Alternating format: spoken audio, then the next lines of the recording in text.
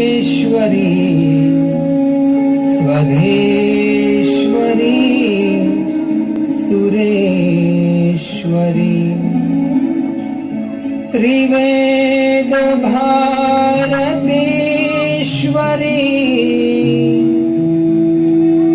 प्रमाण शाश्वमेश्वरी रमेश्वरी शमेश्वरी प्रमोद कामनेश्वरी ब्रजेश्वरी ब्रजाधिपे श्रीराधिके नमोस्तुते ब्रजेश्वरी ब्रजाधिपे श्रीराधिके नमोस्तुते। हरे कृष्णा कृष्णा कृष्णा हरे हरे हरे राम राम राम हरे हरे हरे कृष्णा कृष्णा कृष्णा हरे हरे हरे राम राम हरे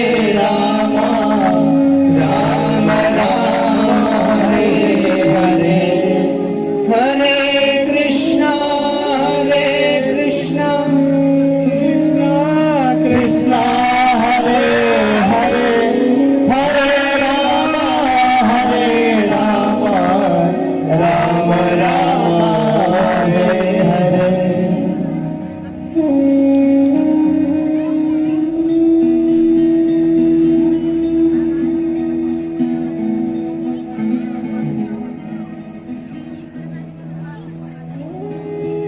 हरे कृष्ण।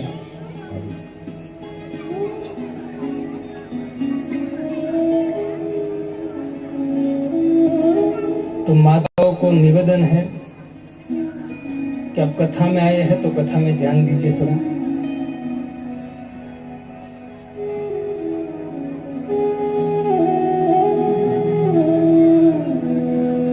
श्रीमद् भागवतम कहता है आयुधानां क्षण अर्धोपि न लभ्यते स्वर्ण कोटि भी।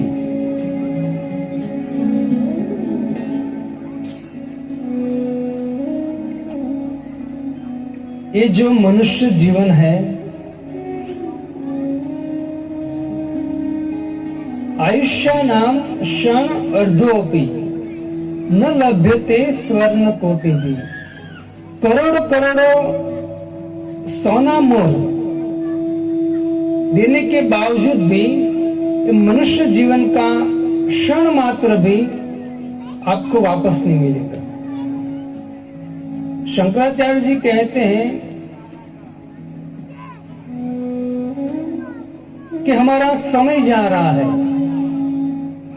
शंकराचार्य साक्षात शिव जी थे। अपनी पत्नी पार्वती को कहते कि हे पार्वती, मैं कलयुग में एक ब्राह्मण के रूप में अवतार लूंगा और मैं असत्य शास्त्र का प्रचार करूंगा। वही शंकराचार्य कहते हैं कि जब मनुष्य देह किसी को मिलता है, बड़ा सौभाग्यशाली व्यक्ति है। और जिसको मनुष्य देह मिला है और उनको सत्संग का लाभ मिला है, तो उनको बहुत सावधानी से सत्संग करना चाहिए। शंकराचार्य जी कहते हैं दिन अपि रजनी सायं प्राश शिशिर वसंत पुनराजात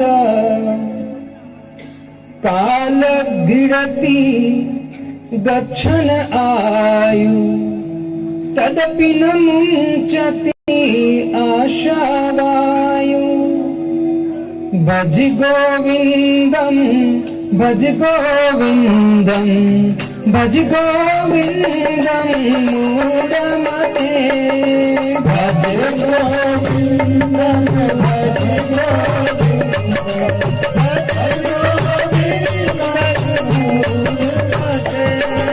भज गोविंदम भज गोविंदम मूढ़मते भज गोविंदम भज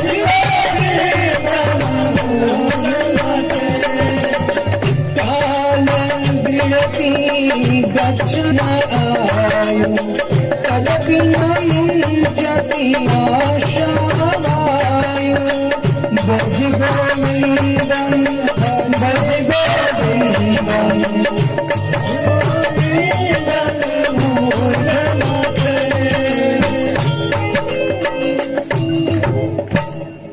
शंकराचार्य जी कहते हैं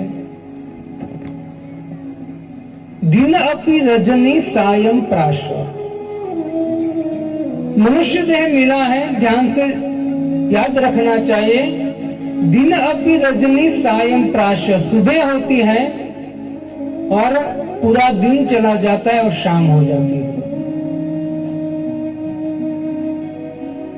शिशिर वसंत पुनराजात, एक ऋतु आती है, गर्मी की सीजन आती है, चली जाती है, फिर ठंड की सीजन आती है, चली जाती है, फिर बारिश की सीजन आती है, चली जाती है। दिनापि रजनी सायं प्राश, के हमारे दिन बिन दिन जा रहे हैं हमारे हाथ से। और एक ऋतु आती है, जाते दूसरी आती है, जाते तीसरी आती है। वैसे हमारा समय दिन ब दिन चला जा रहा है। कौन खा रहा है दिन को? तो कहते काल गिरती। ये जो सूर्य है ना, सुबह उगता है, शाम को अस्त होता है, हमारा एक दिन लेकर चला जाता है। इससे शंकराचार्य कहते कि हे मूढ़, हे मूर्ख व्यक्ति, तुझे मैं निवेदन करता हूं, भज गोविंदम भज गोविंदम गोविंदम भर मूढ़ मते, कि तू गोविंद का भजन कर ले। क्योंकि ये जो समय है मनुष्य देह, करोड़ों करोड़ों रुपये देने के बाद भी एक क्षण मात्र भी मिलने वाला नहीं है वापस। इसलिए मनुष्य देह का उपयोग कर कर भजन कर लेना चाहिए।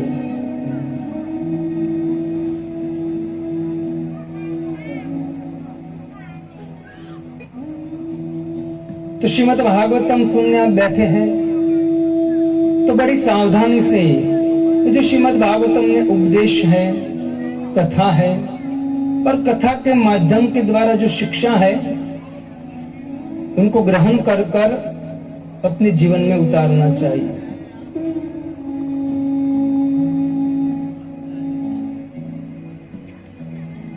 चैतन्य चरितामृत में कविराज जी कहते हैं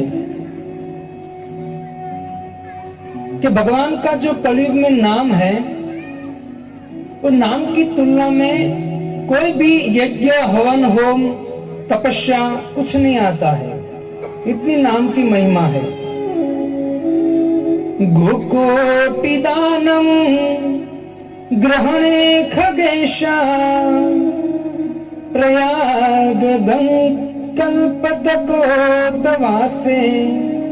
अगर कोई व्यक्ति करोड़ों करोड़ों गाय का दान दे दे, गोकोटि दानम ग्रहणे खगेशा प्रयाग दक कल्पवासो, अगर कोई व्यक्ति गंगा के किनारे जाकर, त्रिवेणी के किनारे जाकर करोड़ों साल तक वहां वास करेगा,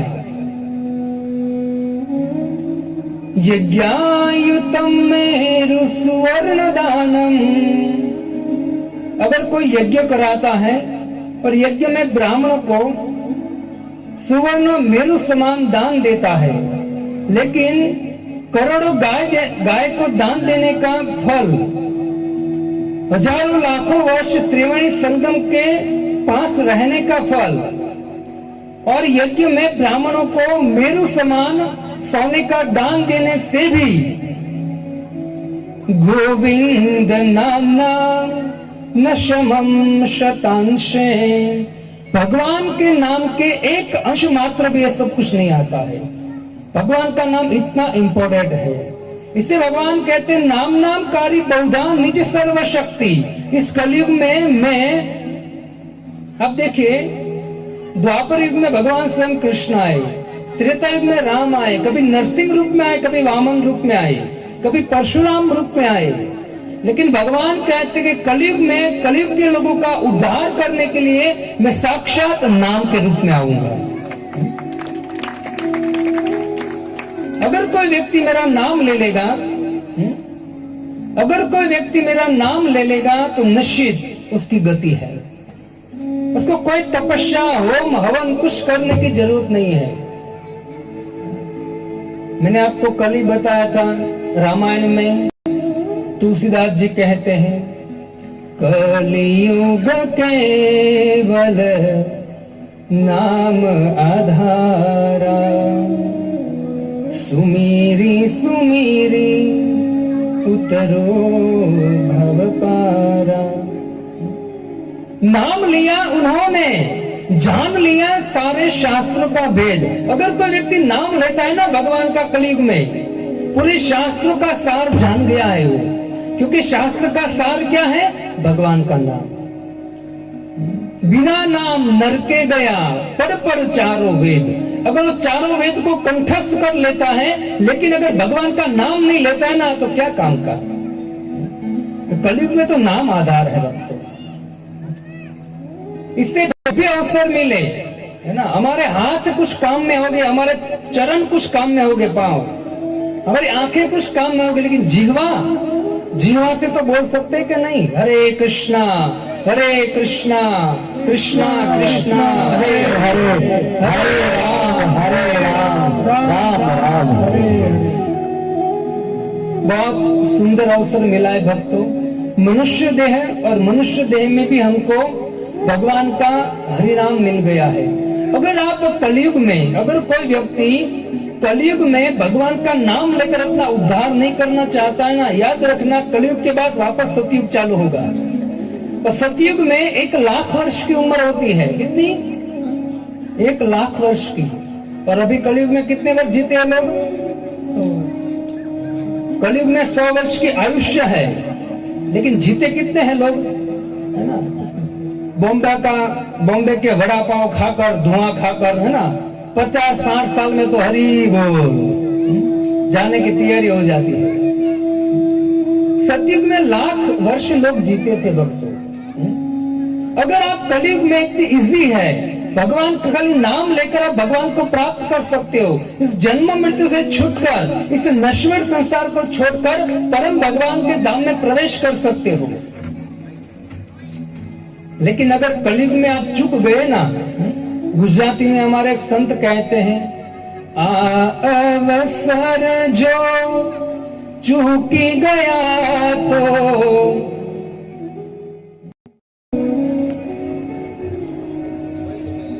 हरे कृष्णा कृष्णा कृष्णा हरे हरे राम राम हरे हरे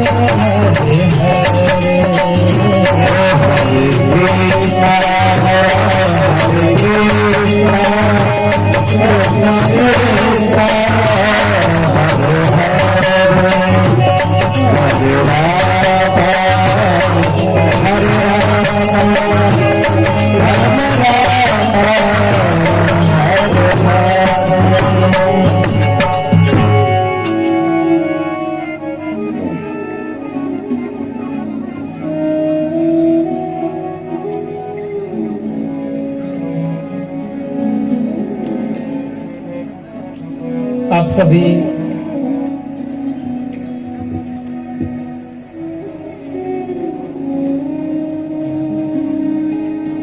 श्रीमद् भागवतम को श्रवण करने के लिए अपने अहंकार को छोड़कर आए हैं। इसे आपको निवेदन करता हूं कि आप भगवान का हमेशा नाम लीजिए, उसी में हमारा कल्याण है। 7 दिन श्रीमद् भागवतम जो कथा है वो चलेगा, उनके बाद आप अपने काम में लग जाओगे। लेकिन भक्तों, श्रीमद् भागवतम से, कथा से कुछ लेकर जाना चाहिए। मैं आपको निवेदन करता हूं, भगवान का नाम हमेशा अपने मुख पर रखिए। हरे कृष्णा कृष्णा कृष्णा हरे हरे, हरे राम राम राम हरे हरे।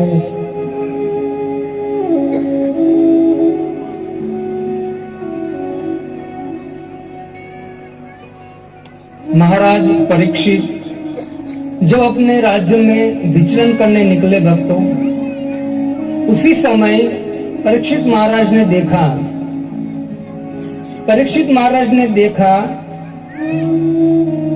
कि एक गाय और एक बैल दोनों खड़े हैं। गाय रो रही है और जो बैल है उनके 3 पैर कटे हैं, एक पैर पर कड़ा है बैल। और उनको देखकर गाय जो है वो रो रही है। परीक्षित महाराज ने जब ये दृश्य देखा भक्तों, उसी समय परीक्षित महाराज तुरंत अवाक रह गए।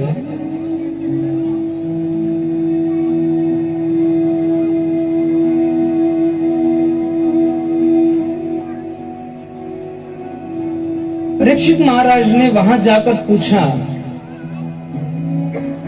बैल को पूछा कि आपकी हालत किसने किया है ये?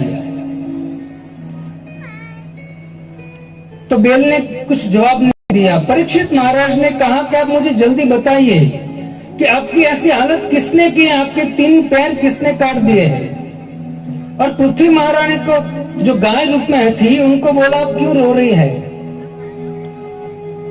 तो जो बैल के रूप में साक्षात धर्मदेव थे, उसने कहा कि हे राजन, मुझे कोई खेद नहीं है, मुझे कोई प्रॉब्लम नहीं है। ये जो मेरी दशा है, वो दशा का कारण मैं खुद हूं। निश्चित मैंने ऐसे कुछ कर्म किए होंगे, उस कर्म का फल मुझे मिला है। परीक्षित महाराज ये सुनकर तुरंत सोचा परीक्षित महाराज ने कि जो बैल है कोई सामान्य बैल नहीं है, साक्षात धर्म है ये। तो धर्म रूपी बैल के 3 पैर काट दिए गए थे और एक पैर पर खड़ा था। सुखदेव गोस्वामी श्रीमद् भागवतम में कहते हैं कि धर्म जो है वो धर्म 4 पैर पे खड़ा है। ध्यान से सुनिए आप, श्रवण करने जैसा टॉपिक है। धर्म जो है वो 4 पैर पर खड़ा है। जैसे हम 2 पैर पे खड़े हैं ना, वैसे धर्म का 4 पैर है। एक है सत्य, दूसरा दया, तीसरा पवित्रता और चौथा है तपस्या। ये 4 पैर पर धर्म खड़ा है।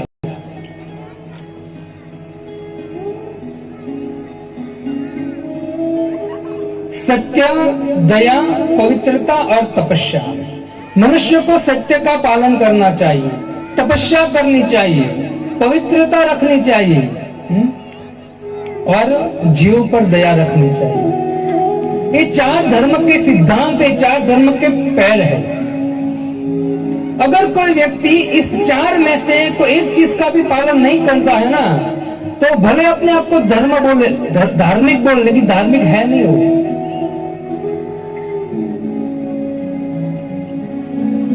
कोई व्यक्ति अगर जुआ खेलता है, क्या करता है?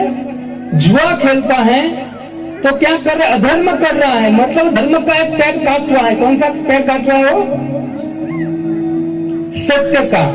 कोई व्यक्ति जुआ खेल रहा है और जुआ में कभी सत्य होता नहीं है, तो धर्म का एक पैर काट रहा है, सत्य नाम का। कोई व्यक्ति नशा कर रहा है, चाहे दारू पीता है, तंबाकू खाता है, है ना, या अफीम जो भी है, तो व्यक्ति नशा करता है ना, तो धर्म का दूसरा पैर कौन सा है? तपस्या। तपस्या नाम का पैर काट रहा है। कोई व्यक्ति नशा कर रहा है और वो कह रहा है कि मैं धार्मिक हूं, हो ही नहीं सकता है। आप ध्यान दे थोड़ा यहां, क्योंकि शब्द आपको थोड़े कटु भी लगेंगे। प्रभु जी क्या बोल रहे हो? मैंने बोला था कल इस शास्त्र के वाक्य, आप मानो या न मानो उससे मुझे कुछ लेना देना नहीं है, लेकिन जो सत्य है मैं आपको बता देता हूं। क्योंकि अगर मान लीजिए आपने नहीं माना और आपने जो भी करते वही करते रहे पाप कार्य, तो अंत में आएंगे 3 दूत यमराज के, और वहां आपको कहेंगे कि भाई तू भागवतम में गया था या गई थी, और तुझे वहां समझाया था कि वास्तविक क्या है, तू मानी नहीं या माना नहीं, अब तो तुझे सजा मिलेगा। धर्म के 4 पैर। कोई व्यक्ति जुआ खेलता है, सत्य नाम का पैर काट रहा है धर्म का। कोई व्यक्ति नशा कर रहा है तो पवित्र तपस्या नाम का पैर काट रहा है। कोई व्यक्ति व्यभिचार कर रहा है, अपनी स्त्री को छोड़कर या अपने पति को छोड़कर दूसरे स्त्री पुरुष के साथ संग कर रहा है, तो तपस्या के नाम का पैर काट रहा है, और सॉरी पवित्रता के नाम का पैर काट रहा है। इससे भक्तों पवित्र रहना बहुत जरूरी है, और पवित्र रहने के लिए व्यभिचार नहीं करना चाहिए। और चौथा पैर है दया। अगर कोई व्यक्ति, आप देखिए संसार में ज्यादातर लोग क्या करने लगे हैं? पशुओं को काट कर खा रहे हैं।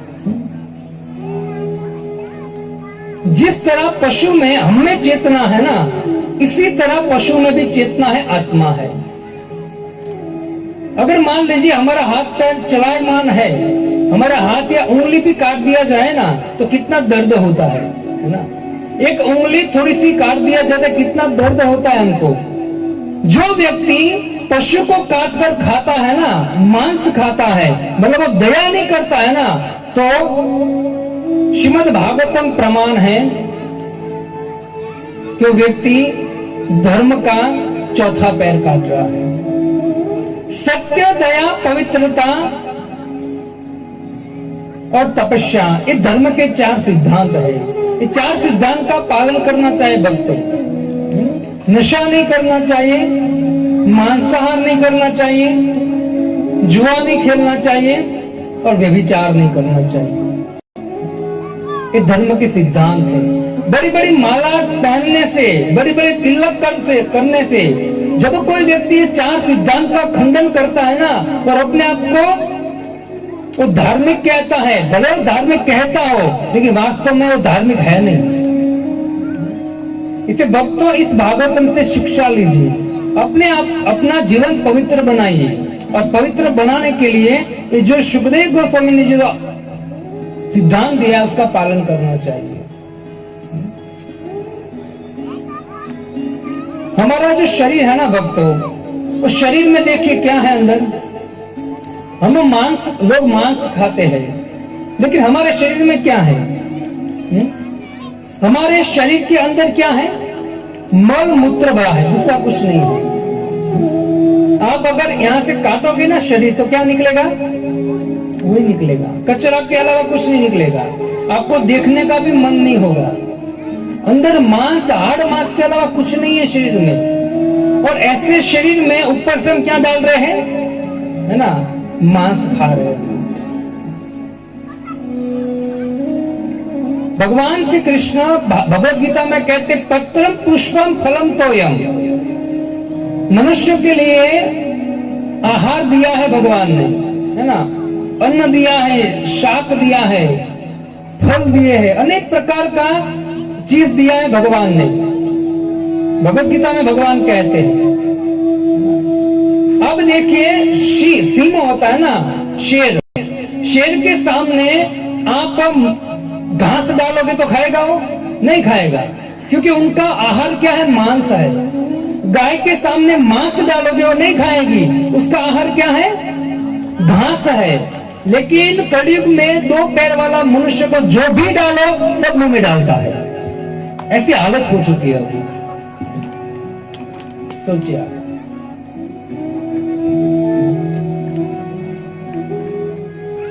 परीक्षित महाराज पूछ रहे हैं कि तेरी हालत किसने किया? तो पहले कहा कि परीक्षित है महाराज, ये जो मेरी हालत हुई है ना, उस हालत का जिम्मेदार मैं खुद हूं, है ना। हम क्या करते हैं, हम पे कुछ दुख आता है ना तो किसी और पे थोपते हैं कि प्रभु जी मेरे पड़ोसी ने मुझे दुख दिया, मेरे पिताजी ने मुझे दुख दिया, मेरी पत्नी ने दुख दिया, पति ने दुख दिया, बच्चों ने दुख दिया। लेकिन याद रखना चाहिए जो कर्म है उनके अनुसार हमको दुख मिलता है ना। मैं आपको एक एग्जांपल समझाता हूं, ध्यान से सुनिए। कोई एक व्यक्ति है, घर में बैठा है, अचानक किसी ने दरवाजा खटखटाया। जैसे दरवाजा खटखटाया तो तुरंत उस मालिक ने दरवाजा खोला, बाहर देखा तो एक पोस्टमैन, हिंदी में पोस्टमैन कहते हैं ना, जो चिट्ठी देने आता है, वो खड़ा था। पोस्टमैन ने चिट्ठी दिया तो मालिक ने कहा कि पोस्टमैन तू चिट्ठी पढ़। उसकी बेटी की चिट्ठी थी। चिट्ठी को खोला पोस्टमैन ने और तुरंत पढ़ा। उसमें लिखा था कि आपका बेटा अव्वल नंबर पर पास हुआ है, पहले नंबर से पास हुआ है। सेठ बहुत प्रसन्न हो गए और प्रसन्न होने के बाद तुरंत इतने प्रसन्न हो गए उस पोस्टमैन को 1000 रुपए दिए। और जैसे 1000 रुपए दिए पोस्टमैन खुश हो गया, चला गया। और ये भी खुश, पोस्टमैन भी खुश। 1 दिन, 2 दिन, 3 दिन, 15, 1 महीने के बाद वापस पोस्टमैन आया, दरवाजा खटखटाया, मालिक ने दरवाजा खोला और जैसे दरवाजा खोला पोस्टमैन ने चिट्ठी दिया। मालिक ने वापस कहा कि पोस्टमैन तू ही पढ़ चिट्ठी। पोस्टमैन ने चिट्ठी लिया और चिट्ठी को फाड़ा, देखा, अंदर निकालकर जैसे पढ़ा, पोस्टमैन ने कहा कि हे सेठ जी, इसमें लिखा है कि आपका पुत्र मोटरसाइकिल लेके जा रहा था, एक्सीडेंट हुआ और वो मर गया।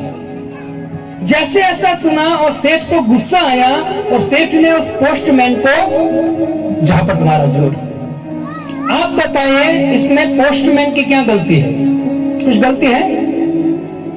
पोस्टमैन की कोई गलती है? नहीं, पोस्टमैन की कोई गलती नहीं है। पोस्टमैन तो खाली वो चिट्ठी को देने आया था। गलती किसकी है? खुद की है। उनके कर्म के अनुसार उनको फल मिला है। पोस्टमैन की गलती नहीं है। वैसे कोई व्यक्ति आपको दुख देता है ना भक्तों, तो ऐसा मत मानना कि ये व्यक्ति मुझे दुख दे रहा है। नहीं, वो व्यक्ति दुख नहीं दे रहा है, हमारे कर्म के अनुसार हमको दुख मिल रहा है। वो माध्यम व्यक्ति है, वो व्यक्ति खाली माध्यम बना है। अगर मान लीजिए कि वो व्यक्ति आपको दुख नहीं दे, कोई बात नहीं, तो दूसरा आएगा, लेकिन वो जो दुख आने वाला है वो तो आएगा ही। ये कर्म का सिद्धांत है। ये साक्षात धर्म परीक्षित महाराज को कह रहा है कि महाराज परीक्षित, जो मेरे दुख का कारण है ना, वो कोई नहीं है, दुख का कारण मैं स्वयं हूं। परीक्षित महाराज ने कहा कि नहीं, वो तो ठीक है। देखा परीक्षित महाराज ने तो नजदीक में ही एक व्यक्ति काला सा तलवार लेकर खड़ा था, राजा के वेश में। साक्षात कलयुग था वो, राजा के वेश में कलयुग खड़ा था। परीक्षित महाराज ने तुरंत तलवार निकाला और जैसे कलयुग को मारने जाए ना, मार देते, तुरंत मार देते। परीक्षित महाराज इतने सक्षम थे, तो कलयुग आता ही नहीं। लेकिन हुआ ऐसा भक्तों कि उसी समय कलयुग को पता चला कि परीक्षित महाराज मुझे मार देंगे। परीक्षित महाराज के चरणों में पड़ गया और कहने लगा कि हे परीक्षित महाराज, मुझे क्षमा कीजिए। अब परीक्षित महाराज क्षत्रिय थे और क्षत्रिय का एक कर्तव्य होता है, धर्म होता है कि क्षमाशील हो रहा होता है। तो तुरंत परीक्षित महाराज क्षत्रिय थे। परीक्षित महाराज ने कहा कि तू मेरे राज्य को छोड़कर चला जा। अब देखो, तो परीक्षित महाराज राज्य कर रहे थे, ऐसा नहीं था खाली बॉम्बे में राज्य कर रहे थे, है ना। कि भारत में राज्य नहीं, चक्रवर्ती सम्राट थे, पूरे विश्व में राज्य करते परीक्षित महाराज। तो कौन सी जगह पर जाए वो? कलयुग। कलयुग ने कहा कि हे प्रभु मैं कहां जाऊं, सभी चीज आपकी है, सभी जगह आपकी है, मुझे कोई स्थान दीजिए आप। तो परीक्षित महाराज कलयुग को 4 जगह पे स्थान देते हैं। ध्यान से सुनिए, कलयुग को 4 जगह पे स्थान दिया। किसमें दिया? तो पहले दिया नशा में। कोई व्यक्ति नशा करता है ना, उसके सिर पर कलयुग मुंडा रहता है। दूसरा व्यभिचार, तीसरा मांसाहार, और चौथा जुआ। 4 वस्तु में कलयुग को स्थान दिया है। कलयुग तुरंत भागा और पूरे राज्यों में चक्कर लगाया, लेकिन कहीं भी उनके रहने की जगह नहीं था। उसी समय कलयुग वापस आया और परीक्षित महाराज को कहते हैं, महाराज मुझे ऐसी कुछ जगह दीजिए, क्योंकि आपने जो दिया है वो आपके राज्य में होता ही नहीं है। क्योंकि अभी कलयुग के हिसाब से देखिए, आप जहां भी जाओगे 4 कार्य हो रहे हैं, है ना। सब लोग नशा कर रहे हैं, ज्यादातर मांस खा रहे हैं, जुआ खेल रहे हैं, व्यभिचार चल रहा है। तो तुरंत कलयुग ने कहा कि मुझे कोई ऐसा स्थान दीजिए जो रहने लायक हो, क्योंकि जो 4 स्थान दिए ना वो तो आपके राज्य में होता ही नहीं है। जब परीक्षित थे ना, तो परीक्षित के राज्य में ऐसे अधर्म होता ही नहीं था कभी। लेकिन जब परीक्षित को शाप लगा और परीक्षित भगवान के धाम में गए ना, उनके बाद कलयुग आया। 5वां स्थान कलयुग को दिया अवैध संपत्ति, सोना जिसको बोलते हैं, अवैध संपत्ति। जो व्यक्ति अपने पास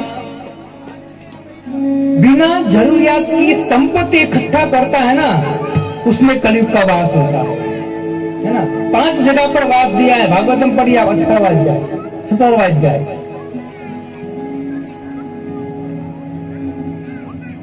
क्योंकि हमने तो ऐसा कभी सुना ही नहीं है ना, कभी हमने सुना नहीं है, ये सब मानेंगे भी नहीं।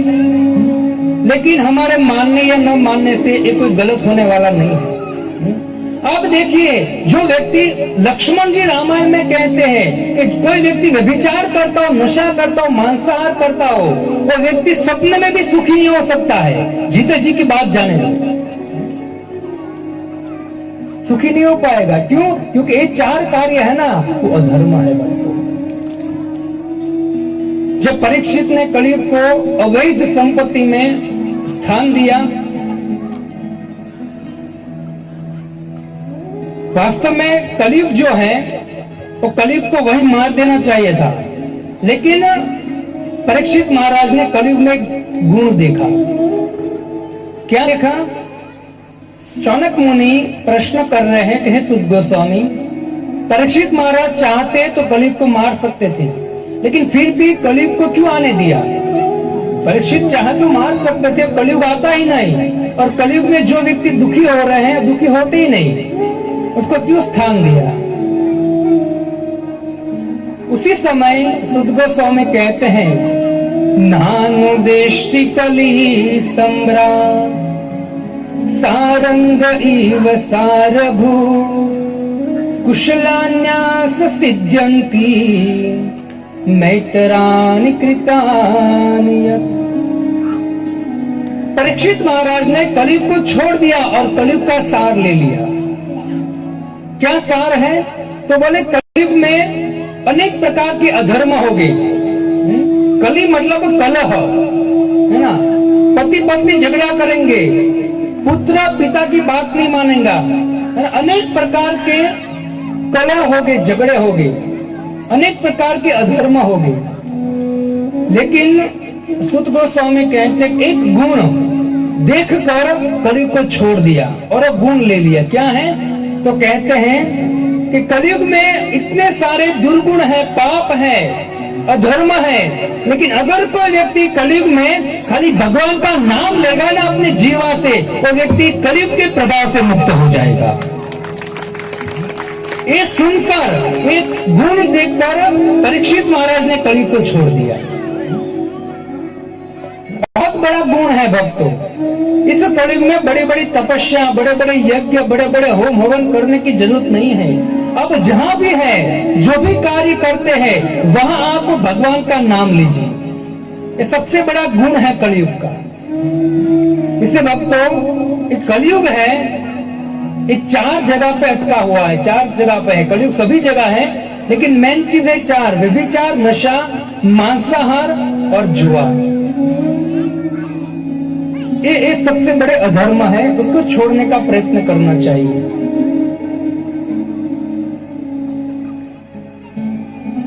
तो परीक्षित महाराज ने कलयुग का गुण ले लिया, और गुण लेकर सुखदेव गोस्वामी कहते हैं कि परम तप परीक्षित महाराज इतने दयालु थे कि इतने दुष्कर कलयुग को भी छोड़ दिया। क्यों? क्योंकि उसमें भी, कलयुग में भी परीक्षित ने गुण देखा। तो यहाँ परीक्षित हमको सिखा रहे कि हम कोई भी व्यक्ति हो, कितना भी दोष हो उसमें, लेकिन कुछ तो गुण होता ही है ना। तो क्या लेना चाहिए? गुण लेना चाहिए। आप अगर कोई व्यक्ति में, किसी व्यक्ति में हम दोष देखते हैं ना, तो हम में भी दोष आएंगे। लेकिन अगर कोई व्यक्ति कैसा भी हो, उसमें थोड़ा सा तो गुण रहता ही है, तो गुण देखोगे ना, तो वो गुण आप में आ जाएगा। इससे सुखदेव गोस्वामी परीक्षित महाराज को परम तप कहते हैं कि शत्रु को जीतने वाला। परम तप मतलब शत्रु को जीतने वाला। अब देखो, भक्तों को कोई शत्रु होता नहीं है, बाहर या अंदर कोई शत्रु नहीं होता है। परीक्षित महाराज ने बाहर के शत्रु को तो जीत ही लिया था, अंदर के शत्रु जो काम, क्रोध, लोभ, मोह, मद, मच्छरिया, उनको भी जीत लिया था। इससे परीक्षित महाराज को यहाँ सुखदेव गोस्वामी परम तप कहते हैं।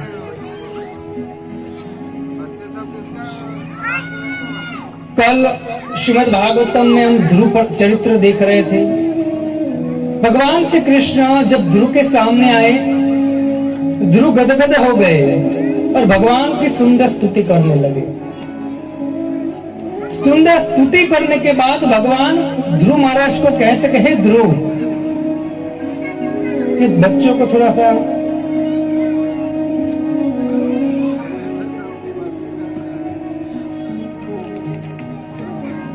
भगवान ध्रुव महाराज को कहते कि हे ध्रुव, मांग, तुझे क्या चाहिए? तूने इतनी कड़ी तपस्या किया है और 6 महीने में मुझे आने पर मजबूर कर दिया तूने। मैं तेरी भक्ति से बहुत प्रसन्न हूं, मां तुझे क्या चाहिए? अब ध्रुव महाराज अपने पिता उत्तानपाद, उनके पिता मनु और मनु के पिता ब्रह्मा, और ब्रह्मा से भी ऊंचा राज्य चाहते थे। इससे वो भगवान की तपस्या कर रहे थे। ध्रुव महाराज ने देखा कि मेरी माँ, सौतेली माँ, मेरे पिता की गोद में नहीं बैठने दे रही है, तो नहीं चाहिए मुझे उनकी गोद। अब तो मैं ऐसा स्थान लेकर रहूंगा, ऐसा राज्य लेकर रहूंगा जो मेरे पिता के पिता से भी बड़ा हो। एक क्षत्रिय का लड़का एक प्रतिज्ञा ले लिया। भगवान सामने जब आए ना, ध्रुव महाराज को कहा कि बेटा ध्रुव, मांग, तुझे क्या चाहिए? वास्तव में ध्रुव तो ब्रह्मा से भी ऊंचा राज्य प्राप्त करने के लिए तपस्या कर रहा था, लेकिन ध्रुव महाराज हमको शिक्षा दे रहे हैं। और सुखदेव गोस्वामी कहते कि देखियो भक्तों, इससे ध्रुव महाराज के प्रसंग से बहुत सारी शिक्षा है। उसमें अंत में कहते हैं कि जब कोई व्यक्ति, कितना भी दुष्ट व्यक्ति हो, कितना भी अधर्म व्यक्ति हो, और कितनी भी अंदर गंदगी भरी हो, कामना भरी हो, लेकिन जब कोई व्यक्ति भगवान श्री कृष्ण का भजन करते हैं ना, वो व्यक्ति का हृदय शुद्ध हो जाता है। ध्रुव महाराज के अंदर कामना थी इस संसार को भोगने की, और जो व्यक्ति संसार को भोगना चाहता है ना, वो कभी भी मन से शांति नहीं प्राप्त करता है, क्योंकि संसार नश्वर है। ध्रुव महाराज भी वही चाहते थे कि मुझे ब्रह्मा से भी ऊंचा राज्य, इस भौतिक जगत में राज्य चाहते थे। लेकिन भगवान कहते कि कोई व्यक्ति अगर मेरा भजन करता है, कृष्ण का है मोर भजे मांगे विषय सुख, मेरा भजन करके अगर विषय सुख मांगता है संसार का, तो वास्तव में वो मूर्ख है। भगवान कहते ही मुझे छोड़कर एक विशेष सुख मांगता व्यक्ति मूर्ख है, लेकिन भगवान कहते मैं मूर्ख नहीं हूं, है ना। मैं उनको विशेष सुख को छुड़ा कर मेरा प्रेम दान दूंगा, भगवान कहते। तो कहने का तात्पर्य है कि ध्रुव महाराज के अंदर कामना थी राज्य भोगने की, लेकिन जैसे भगवान की तपस्या की, भगवान का दर्शन किया ना, तो अंदर जो कामना थी, लालसा थी जो इस संसार को भोगने की, वो भगवान की कृपा से नष्ट हो गई। सोचिए भगवान की भक्ति का कितना प्रताप है।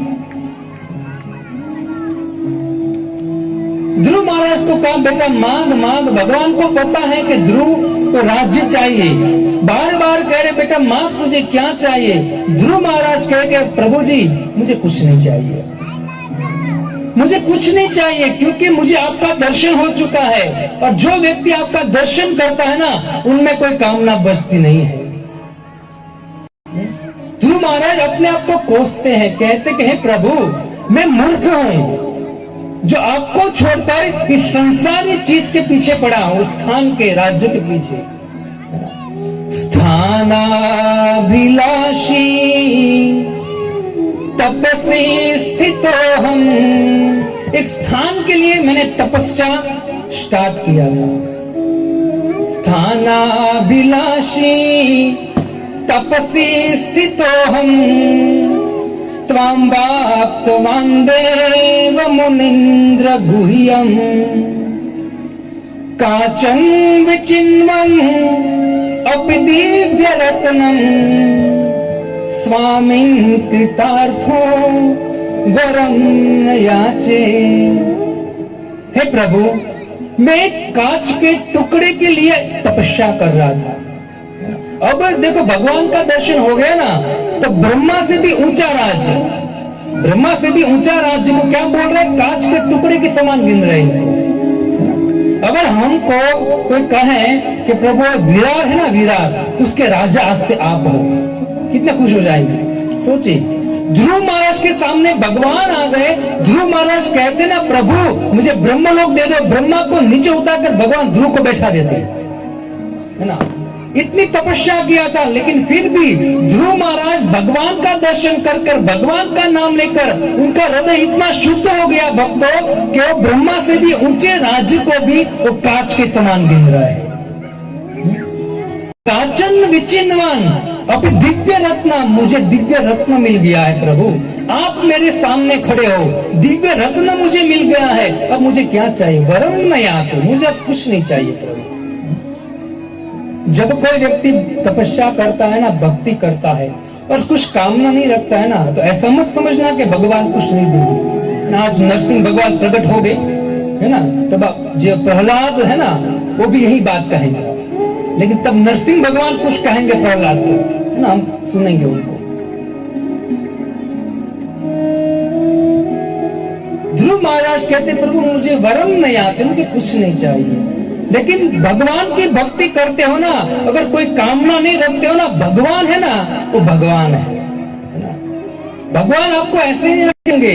जब कोई व्यक्ति भगवान का भजन करेगा ना, भगवान ऐसा धन देगा ना जो देवता को भी दुर्लभ होगा। महाराज को देख लीजिए, अरे ध्रुव महाराज ने छोड़ दिया, नहीं चाहिए मुझे जाओ, लेकिन भगवान ने क्या कहा था, बेटा मैं तुझे वरदान देता हूं, मैं तुझे वरदान देता हूं कि तू 36,000 वर्ष तक तेरे पिता का राज्य करेगा। तू कितने साल, 36,000 साल, और तेरा जो शरीर है ना वो बुढ़ा नहीं होगा, तू जैसा तू युवान है ना, युवान ही रहेगा पूरा 36,000 साल तक। कितने साल, 36,000 साल। तेरी इंद्रिया जो है प्रफुल्लित रहेगी, 36,000 साल तू भोगेगा, और 36,000 साल के बाद तू मेरे धाम में आएगा। सोचिए ध्रुव महाराज की इच्छा भी पूरी की, और दूसरा भगवान ने कंफर्म टिकट दे दिया, है ना, Rajdhani Bombay to Mathura direct ticket दिया। एक तो 36,000 वर्ष राज्य दिया, और साथ में भगवान ने टिकट दिया कंफर्म कि बेटा 36,000 साल के बाद तू मेरे धाम में आएगा। भक्तों ध्रुव महाराज ने बहुत राज्य भोगा। उनके बाद एक दिन की बात है, ध्रुव महाराज हरिद्वार में ये गंगा के किनारे अनेक ऋषि मुनि बैठे थे और अनेक ऋषि मुनि के बीच में ध्रुव महाराज बैठे हुए तपस्या कर रहे थे। उसमें देखते देखते समस्त ऋषि मुनि ने देखा एक दिव्य आकाश में चमकता हुआ विमान आ रहा है और आया, और उसमें नंद और सुनंद जो भगवान के पार्षद है वो जो बैठे थे। ध्रुव महाराज को कहा कि हे महाराज ध्रुव आइए, भगवान की आज्ञा है, आपको हम लेने आए हैं। ध्रुव महाराज तुरंत खड़े हुए और खड़े होने के बाद हम होते तो मान लीजिए हम बैठे हैं और आपके लिए विमान आता भगवान का, तो आप क्या करते? ऐसे करते हैं, देखो हमारे लिए आया है ना, मुंह से हो तो मुंह ऐसे करेंगे। देखो ध्रुव महाराज के सामने नंद सुनंद इतने चमक रहे थे, पूरा विमान चमक रहा था, भगवान का है साक्षात। लेकिन ध्रुव महाराज खड़े होकर समस्त ऋषि मुनि के सामने लगा हाथ जोड़ते हैं, कहते हैं हे ऋषिवर, हे मुनियों, हे गुरुवर, कृपा कीजिए, आपकी कृपा से मुझे भगवान के धाम में जाने का अवसर मिला है। अगर आपकी आज्ञा होना तो मैं भगवान के विमान में बैठता हूँ। सोचिए आप, तुरंत उस ऋषि मुनि कहते कि हे महाराज, हमारी क्या है, आप अपनी शक्ति से, भगवान की कृपा है आप पे और आप जा रहे हो, हमने कुछ नहीं किया है। लेकिन फिर भी ध्रुव महाराज बारंबार ऋषि मुनि के चरण में पड़ते हैं और कहते कि मुझे आशीर्वाद दीजिए। ध्रुव महाराज तुरंत जैसे ही विमान में चढ़ने गए ना भक्तों, उसी समय साक्षात काल आया। कौन आया? साक्षात काल। देखो ध्यान रखना, हम जब मरेंगे ना तो क्या छोड़ना पड़ता है? शरीर छोड़ना पड़ता है। भगवान के धाम में भी यहां से जाएंगे तो हमें क्या छोड़ना पड़ता है? शरीर छोड़कर भगवान के धाम, हम आत्मा है। ध्रुव महाराज के सामने जब विमान आया ना तो साक्षात काल आया और काल तुरंत ऐसे बैठ गया नीचे और बोला कि ध्रुव महाराज, आपको बहुत बहुत बधाई है कि आप भगवान के धाम में जा रहे हो, बहुत भाग्यशाली हो आप कि आपको भगवान का दर्शन होगा वहां। कृपा करके मुझे सेवा दी है भगवान की कि जो भी यहाँ से प्रयाण करे उसके पास से शरीर में ले लेता हूं, तो आपका शरीर यहाँ छोड़ दीजिए। ध्रुव महाराज ने जैसे ही काल ने कहा कि महाराज आपका शरीर मुझे दे दीजिए, ऐसा बोला, ध्रुव महाराज ने अपना राइट पैर उठाकर काल के सिर पर दिया और दूसरे पैर से भगवान के विमान में चढ़ गए। काल के सिर पर पैर देकर ध्रुव महाराज भगवान के धाम में गए। ये ध्रुव। कभी किसी ने सुना है कि स्व शरीर कोई भगवान के धाम में गया हो? ये ध्रुव गया है। उसका कारण कौन बना भक्तों? साधु संग। नारद जी ने 5 मिनट का लेक्चर दिया ना, ध्रुव बन गया है ना, भगवान का धाम में चला गया। ये भक्तों का संग है भक्तों, ये ध्रुव महाराज है। ध्रुव महाराज की जो कथा है ना भक्तों, 7 दिन भी पूरा नहीं हो गए कि श्लोक इतना सुंदर है। उनकी माता सुरुचि जो बोलती है ना 11 श्लोक में, वो हम खाली विस्तार से लेना तो भी 7 दिन खत्म हो जाएगा। इतनी सुंदर कथा है, क्योंकि हमने एकदम 7 दिन में बहुत सारा लेना है, शॉर्ट में खत्म कर दिया। भक्तों, ध्रुव मां से सीखना चाहिए कि हमारे जीवन में भक्ति में दृढ़ता होनी चाहिए और दूसरी नम्रता होनी चाहिए। हम कितनी भी भक्ति करें है ना, लेकिन हमको क्या रहना है? नम्र रहना है। इससे भक्तों, मन को धन में मत रखो, मन को हरि में रखो। लक्ष्मी में मन रखोगे और माधव में नहीं रखो। कभी कभी क्या होता है, हम दोनों में रहते, भगवान का भी नाम लेते और मन में है ना पैसा पैसा पैसा, और प्लानिंग करते रहते कैसे आए पैसा, है ना। कभी साधु को भी धंधे लगा देते हो ना, पैसा कमाने के लिए। नहीं भक्त,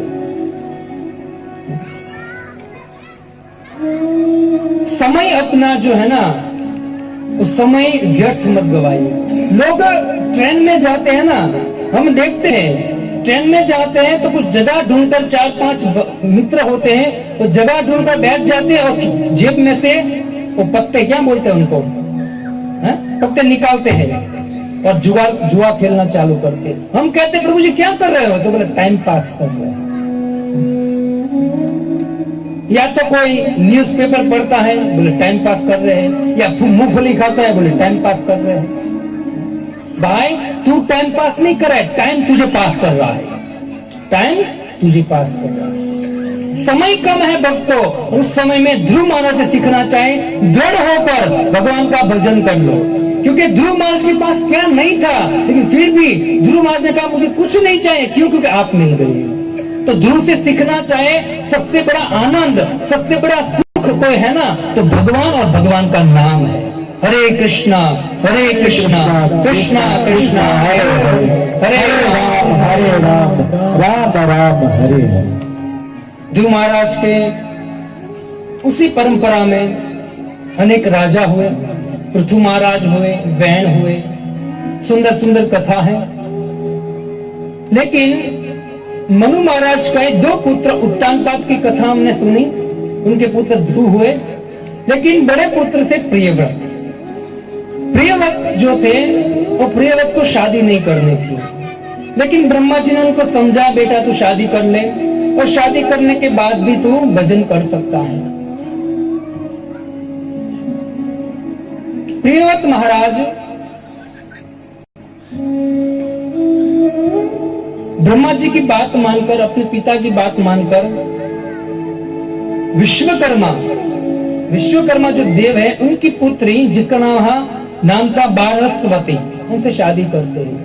उनसे पुत्री होती है जिसका नाम था ऊर्जस्वती, और ऊर्जस्वती की शादी शुक्राचार्य से, जो असुर है, देवता और असुरों के जो गुरु है शुक्राचार्य, उनके साथ एक प्रियव्रत की पुत्री ऊर्जस्वती की शादी होती है।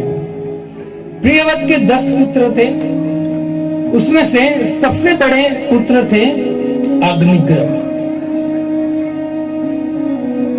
अग्निग्रह को प्रियव्रत महाराज ने 7 द्वीप है, जम्बूद्वीप, लक्षद्वीप, शल्वद्वीप, कुरवद्वीप, कौंचद्वीप, शाकद्वीप और पुष्करद्वीप, ये 7 द्वीप है। उसमें से बेस्ट बड़ा जो द्वीप है उनको बोलते हैं जम्बूद्वीप। तो 10 पुत्र में से 3 पुत्र जो थे वो संन्यास ले लिया, 7 पुत्र को 7 द्वीप का राजा बनाया। सबसे बड़ा पुत्र था अग्निग्रह, उनको जम्बूद्वीप का राजा बनाया। और जम्बूद्वीप में 9 खंड है। कितने खंड है? 9 खंड है। जब आप कोई ब्राह्मण से पूजा कराते हो ना, तो कहते अमुक खंडे, इलावर्ते, भारतवर्षे, फलाना फलाना बोलते। तो ये जो जम्बूद्वीप है, जम्बूद्वीप में 9 वर्ष है, और 9 वर्ष में एक वर्ष है भारतवर्ष। क्या है? भारत। ध्यान से सुनिए आप, हमारी स्थिति क्या है इस ब्रह्मांड में, हमारी स्थिति क्या है?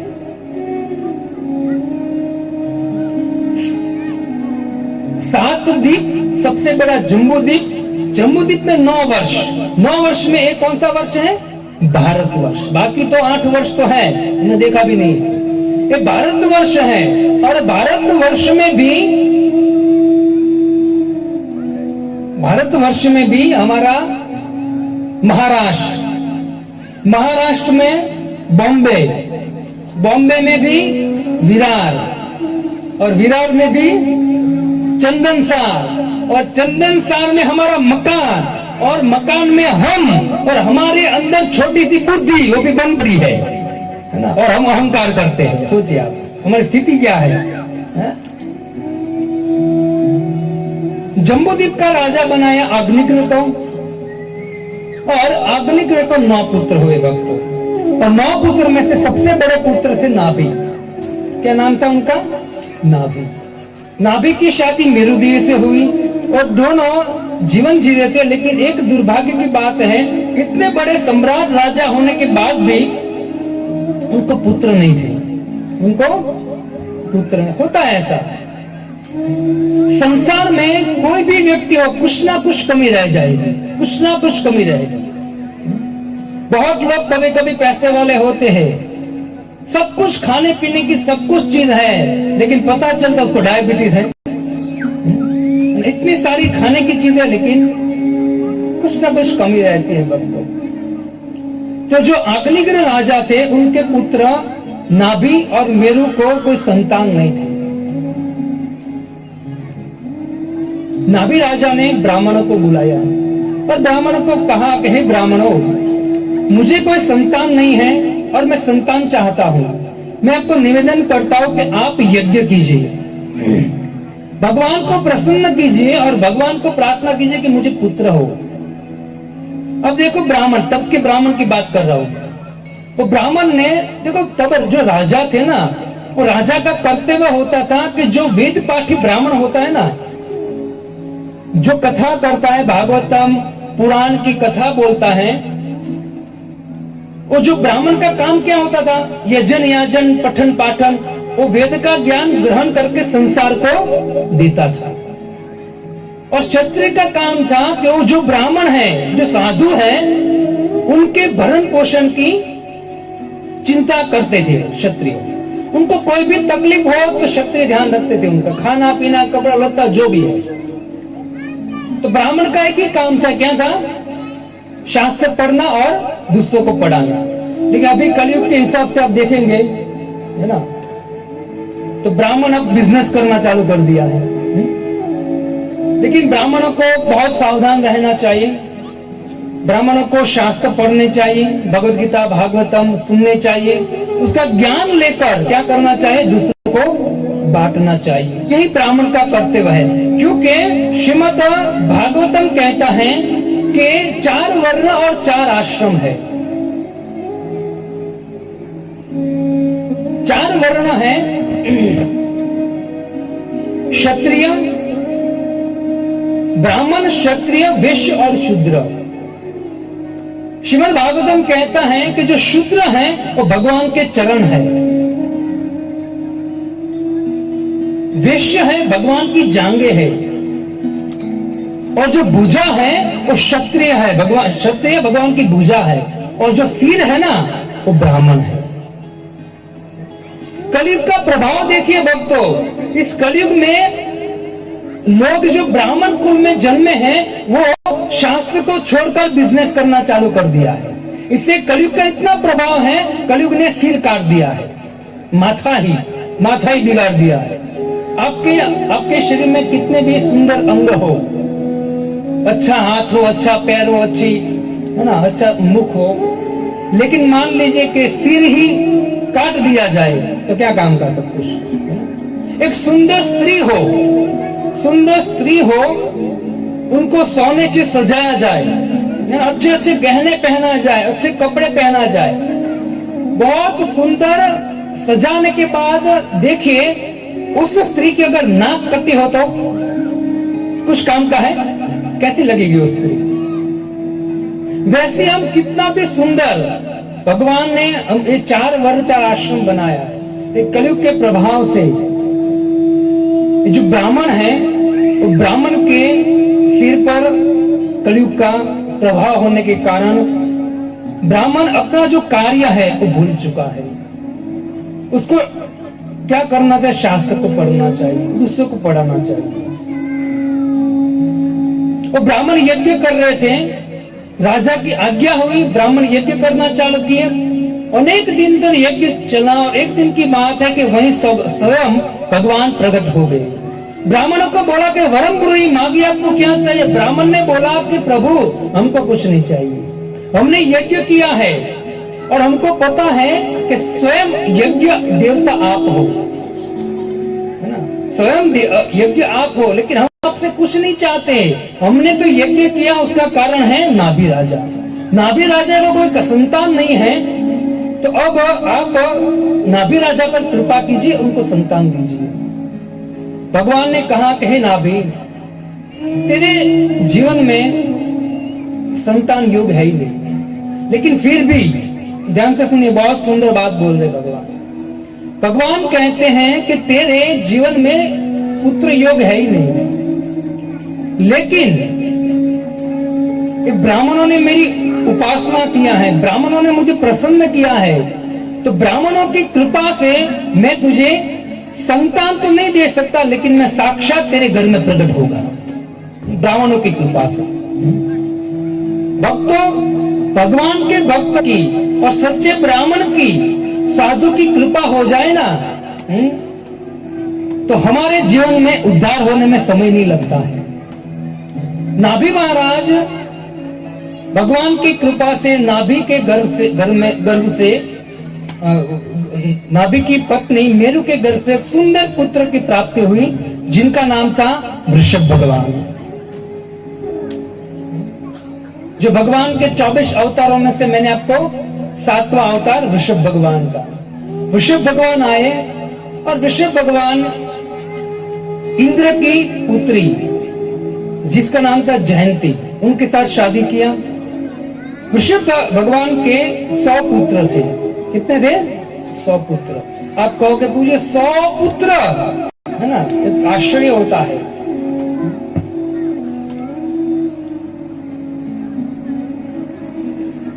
भगवान वृषभ के 100 पुत्र हुए।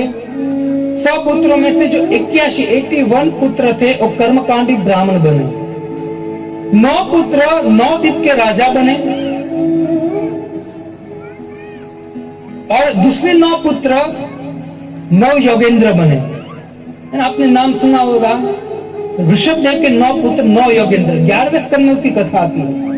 कवि, हरि, अंतरिक्ष, प्रबुद्ध, पिपलायन, आविहोत्र, द्रुमल, चमस और करभाजन, ये 9 पुत्र थे। और एक पुत्र था जिसका नाम था भरत। क्या नाम था? आगे जाकर जड़ भरत नाम पड़ा। और जो भरत था,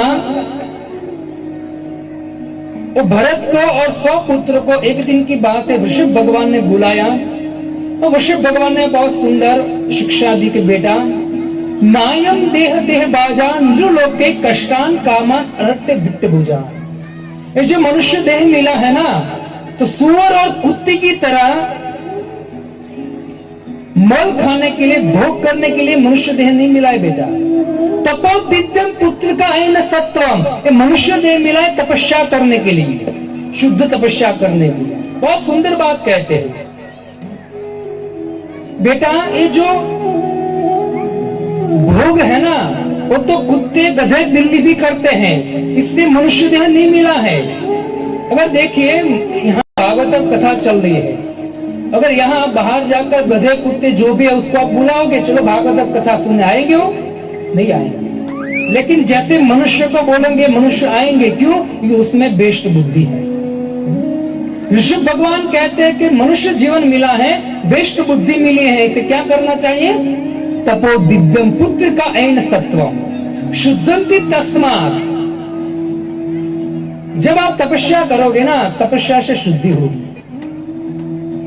बहुत सुंदर बात बताते कहते हैं, ऋषभ भगवान कहते अपने पुत्रों के बेटों, जो व्यक्ति अपने आश्रित को, अपने पुत्रों को भक्ति नहीं देता है, गुरु न सश्चात, स्वजन न सश्चात, पिता न सश्चात, जननी न सश्चात, देवम न सश्चात, पतिम न सश्चात, न मोचयति समुपेत मृत्यु। वो माता पिता कहने के लायक नहीं है जो अपने पुत्र को भक्ति न दे। वो गुरु नहीं है जो अपने आश्रित को भक्ति न दे, कृष्ण की भक्ति न दे। वो पति नहीं है, वो देवता नहीं है जो कृष्ण भक्ति न प्रदान करे। न मोचिए समपेत मृत्यु। अगर कोई व्यक्ति अपने आश्रितों को जन्म मृत्यु से नहीं छुड़ाता है ना, तो वास्तव में उसको माँ बाप या देव या गुरु बनने का कोई अधिकार नहीं है। ऋषभ भगवान कहते हैं, सुंदर उपदेश देकर ऋषभ भगवान तुरंत अपने पुत्र को आदेश देते हैं कि अपना अपना कार्य प्रारंभ करो, लेकिन मैंने आपको जो कहा है वो आप ध्यान रखना। और कहते हैं कि वास्तव में हमारे कोई सगा संबंधी कोई है, कोई संबंधी हमारा कोई वास्तव में, तो वो है भगवान। अब देखिए 30वें स्कंद में जब विदुर जी की चर्चा आती है ना, तो विदुर जी की चर्चा में जब भगवान श्री कृष्ण दुर्योधन से मिलने आते हैं तो दुर्योधन 56 भोग तैयार रखता है और 56 भोग तैयार रखता है और भगवान को कहता है कि प्रभु आपके लिए भोजन है। भगवान ने कहा कि व्यक्ति दो जगह पर खाता है, एक तो क्या तो उसको भूख है या सामने वाले का प्रेम है। वो प्रेम देखकर खाता है या तो फिर अगर भूखा है तो खाता है। मैं भूखा हूं नहीं और तेरा मुझ में प्रेम है नहीं। तो बोला तो प्रभु आप तो कहां खाओगे? अब हस्तिनापुर आए हो तब कहां भोजन करोगे? तब कहते हैं कि मैं विदुर के घर भोजन करूंगा। कहां करूंगा? विदुर के घर, क्योंकि विदुर जो है वो वास्तव में भगवान को प्रेम करते थे। अब देखिए जब भगवान विदुर के घर गए ना तो प्रेमवश विदुर की पत्नी विदुरानी भगवान को देखती थी और इतनी भाव विभोर हो गई कि केले थे उनके छिलके निकालकर भगवान को दे रही थी और जो गर्भ था केले वो नीचे फेंक रही थी। इससे कहते हैं वृषभ भगवान कि जो भगवान है ना तो भगवान प्रेम से वश हो जाते हैं। कहते ना सबसे ऊंची है प्रेम सगाई, सबसे ऊंची प्रेम सगाई, सबसे ऊंची है प्रेम सगाई,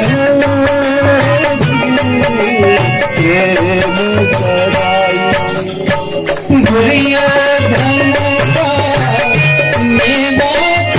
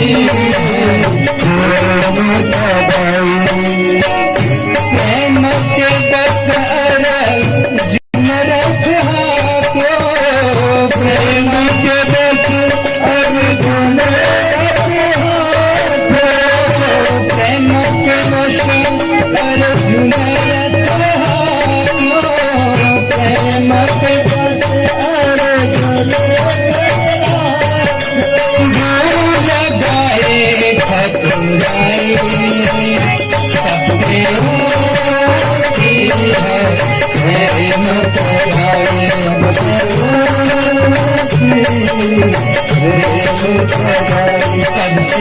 ऊंची है रहमत गाए, सबसे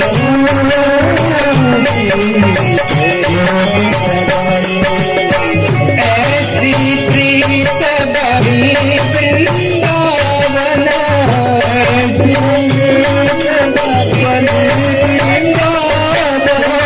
ऐसी प्रीत बड़ी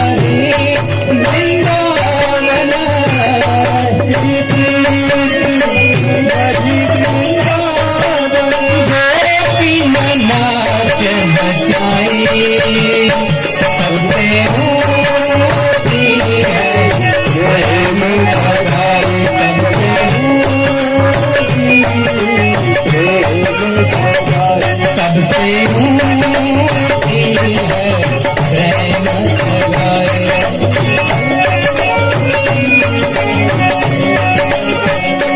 हरे कृष्णा कृष्ण कृष्ण हरे हरे, हरे राम हरे राम राम राम हरे हरे,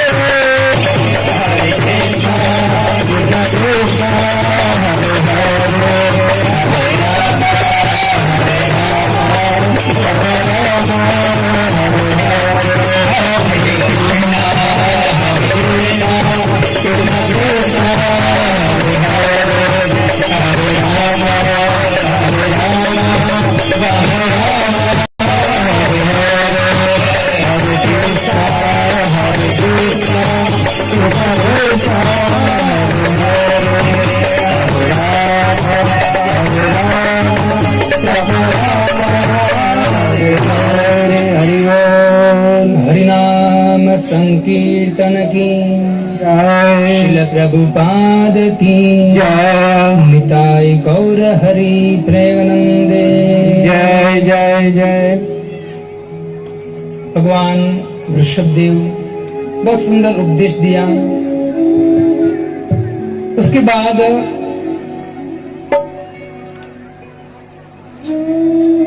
सबसे बड़े पुत्र भरत थे। भरत ने एक स्त्री थी जिसका नाम था पांचजनी, उनसे शादी किया। 5 पुत्र हुए। भक्तों अनेक साल तक भरत महाराज ने राज्य किया। एक दिन की बात है कि महाराज भरत को